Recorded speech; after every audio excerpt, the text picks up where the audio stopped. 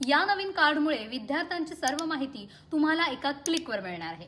भारतीय शैक्षणिक कार्य पद्धतीत 2020 मध्ये अनेक बदल केले आहेत। या नवीन धोरणामध्ये मुलांच्या शिक्षणासाठी अनेक निर्णय घेतले आहेत। याच सोबत मुलांना युनिक अपार आयडी देखील दिले जाणार आहे। अपार आयडीमुळे विद्यार्थ्यांची सर्व माहिती ऑनलाईन पद्धतीने सेव्ह केली जाणार आहे। याच सोबत विद्यार्थ्यांना डिजी लॉकरचा लाभ घेता येणार आहे। एक देश एक विद्यार्थी ओळख या संकल्पनेतून हे अपार कार्ड लॉन्च करण्यात आले आहे। या नवीन अपार कार्डमुळे विद्यार्थ्यांची सर्व माहिती तुम्हाला एका क्लिकवर मिळणार आहे। म्हणजेच तुमच्या मुलाला इतर कोणत्या शाळेत ऍडमिशन घ्यायचं असेल तर तुम्हाला ऑफलाईन पद्धतीने कागदपत्रे सादर करावी लागणार नाहीत। तुम्हाला फक्त अपार आयडीचा नंबर द्यावा लागणार आहे। पूर्व प्राथमिक ते कॉलेजमधील सर्व विद्यार्थ्यांना हे कार्ड मिळणार आहे। या कार्डवर 12 अंकी युनिक नंबर असणार आहे।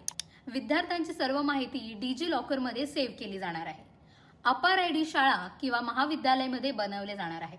यासाठी पालकांची संमती असणं आवश्यक आहे। पालकांची परवानगी घेतल्यानंतरच ही कागदपत्रे अपलोड करता येणार आहेत।